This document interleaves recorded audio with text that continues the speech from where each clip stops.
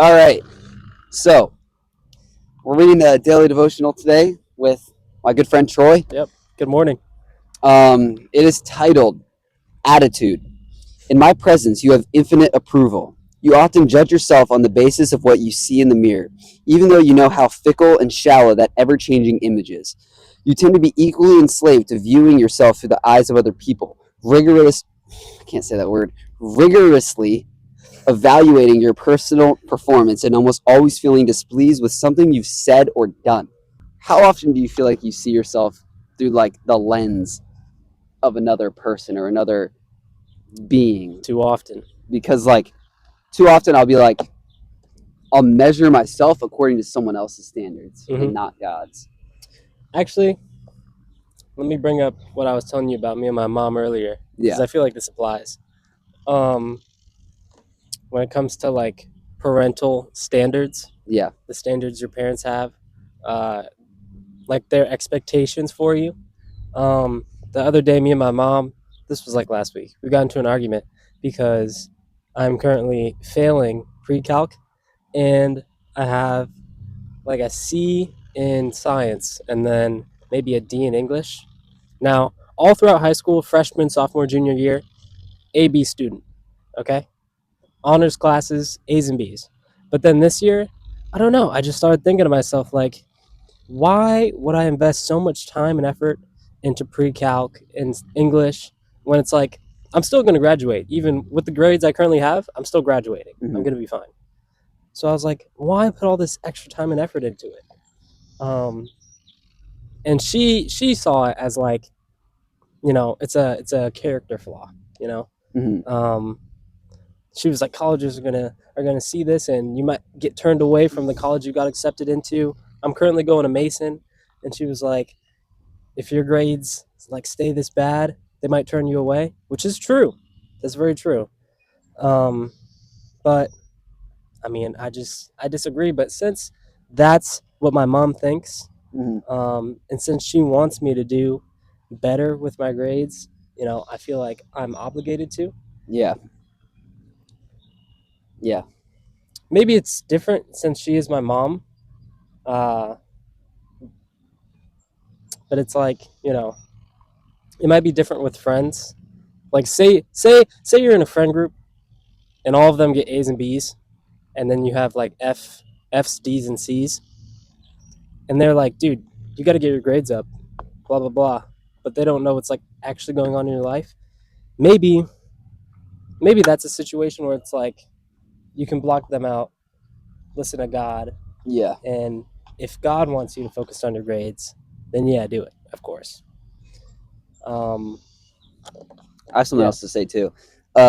When you look at like, I guess what you're trying to say is view yourself how God views you, not by other people's standards.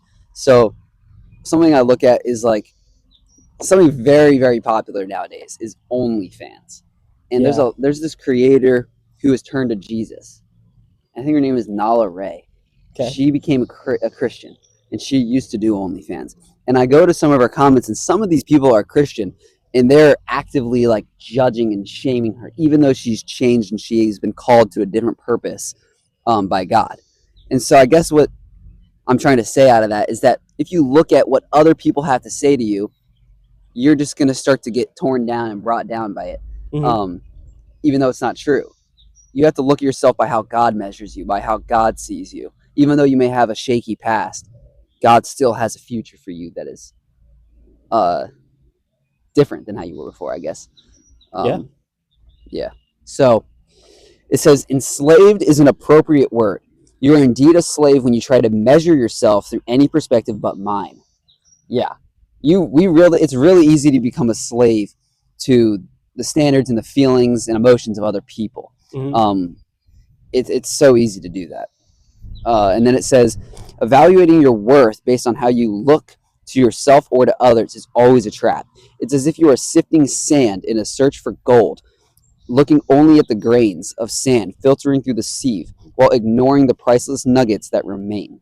So ignoring the priceless, like the gold's in front of you, and it's right there, but you're ignoring it because you're focusing on the small things, even though there's this big thing So I guess what that's trying to say is that we can get so focused on the small little insults or bad things going on in our life, but the big gold thing, the big precious thing, which is God, which is relationship with Christ, that's right in front of our face, we just so easily ignore because we have a bunch of these little grains Yeah. that we focus on. And I think you made a really good point, like a minute ago, Yeah. about our emotions and how, dude, literally, our emotions play a huge role in our life. Oh yeah. Imagine if humans had no emotion We would be and just robots. every day wake up, Yeah. go to work. I mean, we would be freaking unstoppable. Yeah. Okay, with how much work we'd put in, but because of our emotions, you know, oh, I'm tired, Yeah. or I'm sad, not feeling it today, and then we just don't do these things. Sorry, some lady just waved at us. I thought she was recording us too. Yeah. um. Yeah, so emotions play a huge part in it, and I guess the struggle is, this is where I'm going with this. Like, we don't always experience uh, the joy and happiness that the Lord is going to give us. Mm-hmm. When we're in the midst of doing the hard work, Yeah. and when we don't experience it, we take measures into our own hands, and we're like, oh, the Lord's not making me happy right now. I know what will make me happy. Boom, on the site. Yeah. Oh my gosh. Falling into sin. You know how easy it is to go to Yeah. our joys and Mhm. not the joy that the Bible calls us. Yeah. Like when I'm stressed out, and I'm sure when a lot of you guys are stressed out, it's like we're like, okay, I need a break. And too often I feel like we view the break as a break from God as well. Mhm. When God is supposed to be our place, what does it say? Our home it's like, what does it say? I don't know. But God is supposed to be our safe place. He's supposed to be our home, Yeah. the place where we go when I at any point in our life, whenever we need God, we should be there. And so many times where I'm like, okay, I need a break. I feel like I include God in the break as well. I'm like, okay, I need a break. That also means I shouldn't go to church because I just need to relax or whatever. Mhm. Or I shouldn't read my Bible because I just want to have some relaxing time. Yeah. But really, what I need is to be pulled out in like of the world and just view and like focus on God more than the small things going on in the world. Like I need a break from the stresses in my life. Yeah. And then I need to focus on God. That's the Yeah. point I'm trying to make with that. That's very relatable. Yeah. I find myself doing the same thing. I think to myself like, oh, if I go read my devotional right now, Mhm. I have to use my brain. Yeah, I'm gonna have to exactly. use That's what brain I said. power, but I really just feel like relaxing. So let me just go on YouTube Shorts. Yeah. Let me just watch TV. The amount of times I've done that. Like what? And then boom, I just wasted like a whole hour, Yeah. and I don't even feel rested. Exactly. No, we just do that. I feel like we just do that to call it, I think it's called like unwinding, just like turn our brains off. Mhm. But turning your brain off, I feel like you just let the devil use you as a playground sometimes because it's like you think you're getting all this relaxing, but you're really just not being productive. Yeah. That's all. Yeah. And I'm not saying you can't unwind from work and hard things, but like there's no need to unwind from God. God should be in our everyday life, I feel like. Yeah. Absolutely. So then it says, the gold represents the eternal part of you, your soul. It is invisible to everyone but me, the one who plans to spend eternity with you. Though invisible, a well nurtured soul can actually improve your appearance. As you rest in the certainty of my unfailing love, your face glows with the joy of my presence. When I get sad, the first thing I want to do is go to lust.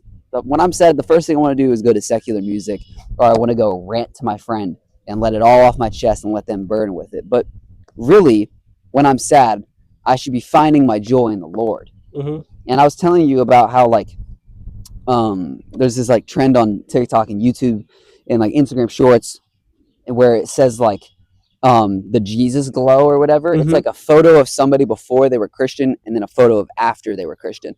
Right. Like before they were Christian, they looked all messy or whatever. Something didn't look right in the eyes. When they found Christ and they become Christian, the photo is like they're like, wow, this person looks like they love their life again. Mm-hmm. Like it's similar to like the way we viewed life when we were just children. like going outside to play. It was the simple things. Like you start to lose that along the way. But I feel like finding God brings you to this place of like just joy in like childlike joy. Like it's like you're a child again in your faith, Yeah. in a sense. It says, "My approval of you is infinite because it will continue forever. It is based entirely on my righteousness, which is yours for all eternity. When you look in a mirror, try to see yourself as you truly are, arrayed in perfect righteousness, adored in glowing approval." So view yourself how God sees you. You know, not how the people in the comments see you. Mm-hmm. Like, don't view yourself the way the comment section views you. Don't view yourself the way people at school gossip about you and see you. Yeah. Should I read the verses? Do you have anything to say about that? Go ahead and read the verses. Satisfy us in the morning with your unfailing love, that we may sing for joy and be glad all our days. Psalm chapter 90, verse 14. You know what I should highlight here? Satisfy us in the morning with your unfailing love. In the Yeah. morning. You Yeah. should start your day out with the Lord. Yes. If you're not starting your day out with the Lord, who are you starting your day out with? You know the Lord's Prayer? I can't recite it, but I heard it. Yeah. Okay. We don't need to recite the whole thing. At that point, Yeah. not me like moving the mic Give away us from this my there. mouth. Yeah, yeah. But yeah, that reminds me of the give us this day our daily bread. Okay? Our daily bread. Mm-hmm. Not enough for the week or the month, Not the weekly bread. not even the weekend. Daily bread. Yep. Which means what he gives us today is only enough for today. Mm-hmm. It sometimes the way I view it is like I'll read my Bible once a week and I'll be like, this, like I'll read my Bible Thursday. I was like, this is enough to last me until Sunday. Mm-hmm. Then I'll read it Monday. This is enough to last me until Friday. Yeah. No, No. it's not. Every day you should be spending time with God, not out of like demand, not out of because, God is like a dictator, but because you want to, because Right. you need to for your soul, not because someone is screaming at you and forcing you to and telling you there's no other option. No, it's because you realize your soul longs after God and it Mm-hmm. needs that. That is the cup from which your soul should be drinking from. And when you realize that, you can find joy in going to Him every single day, and especially the morning. When you don't start your morning out with God, you're starting your morning out on the wrong foot. That's Yeah. how I see it. Mm-hmm. It's really easy though to get caught up in like the motivation world where it's like David Goggins, start your morning out 10 push-ups, 20 sit-ups, be productive. Those aren't bad things, but as Christians and as followers of Christ, you have to realize that if your morning's not started out with God, it's destined to just end in sin somehow. Mm-hmm. So that's how I see it, because a lot of the times when I'm not opening my Bible within the first hour of being awake, I'm likely to just be on the website or fall into lust. Right. I'm likely to scroll online for an hour and do brain rot scrolling. So yeah, that's what I Yeah. would say about The Lord is our firm foundation. that. He is. Whatever else we build our day, build our life on, it's gonna fall. Yep. Surely you have granted him eternal blessings and made him glad with the joy of your presence. Psalm chapter 21, verse 6.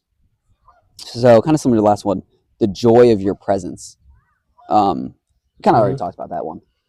Mm-hmm. And then Isaiah chapter 61, verse 10 says, I delight greatly in the Lord. My soul rejoices in my God, for he has clothed me with the garments of salvation and arrayed me in a robe of righteousness, as a bridegroom adorns his head like a priest, and as a bride adorns herself with her jewels. One more time.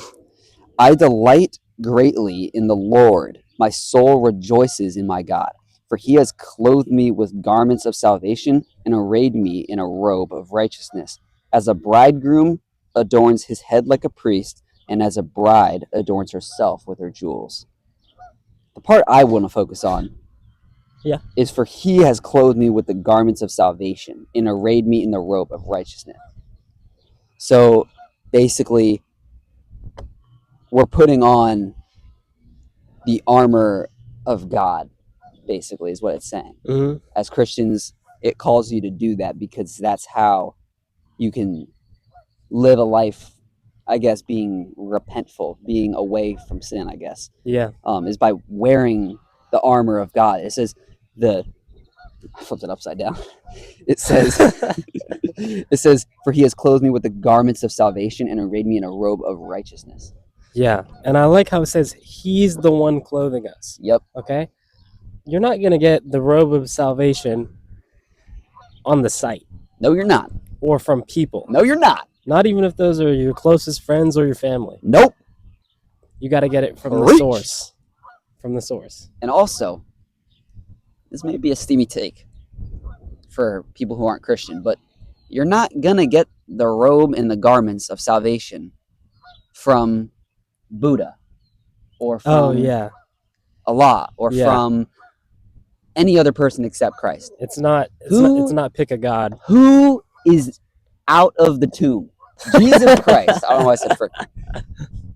Allah is still in the tomb. Buddha is still in the tomb. Jesus Christ rose 3 days later, and he is out of the tomb. Mm-hmm.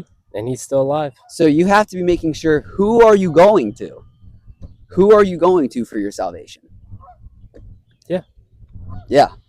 Someone might flame me in the comments for saying that, because I know I have people who follow me that aren't on that in the same religion as me, but that's still the truth, in my opinion, according to the Bible. That's what we're meant to do. Talk about it. Exactly. So yeah, for those that disagree, we'd love to hear why. Yeah. So that pretty much wraps that devotional up. Cool. So I pray this message blessed you guys, and I love you guys. See ya.